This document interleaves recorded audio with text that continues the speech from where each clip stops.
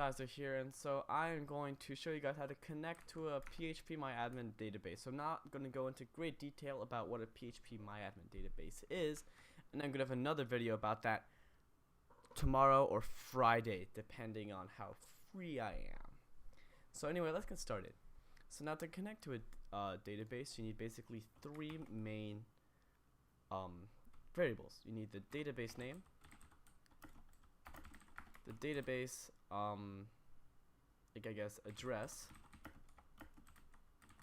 the database user name, and the database password.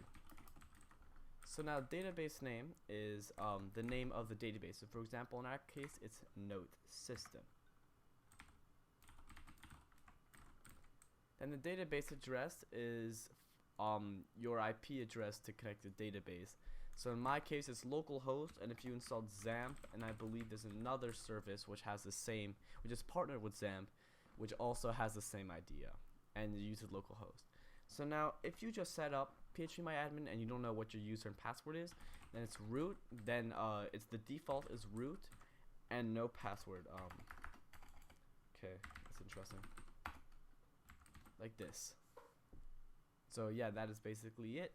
And so now we can start connecting. So now we can say MySQL_connect, and this will connect us to the phpMyAdmin.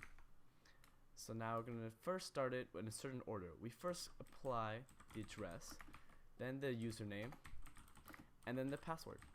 And so now there's a way to make sure that it worked, and that is or die. So basically it connects, and if it doesn't connect, then it dies, and give an echo and error for us. Failed to connect. And so now if it failed to connect, then we will get this error, and we do not get this error. But for example, let's say I change it to roots, which is not a user, and I reload it. As you can see, first I get a prompt from PHP itself which says access denied for roots because it's not a user, and then I get the failed to connect. So now let's just reset that, and so now we can now access our database Note System, but it's not known as like access in PHP. It's called select. So we're gonna say MySQL_select_db, and then it's simple. All you need to do is insert the name of the database, and again we can say or die, failed to connect, and again it'll work.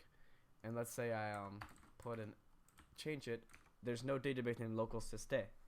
So yeah, pretty cool. And so now what can this be used for exactly? Why would you want to connect .php script, since you could just have in every script a connection to the database?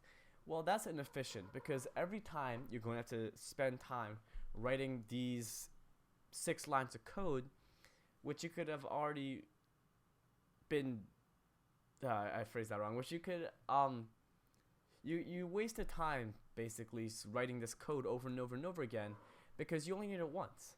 Like, and what do you mean by that is that if you have a PHP file, an external one for example, and you need to connect to the database, you can say require connect.php, and it'll and you gotta put this in brackets or in quotations, and so then basically this will access the script and use it.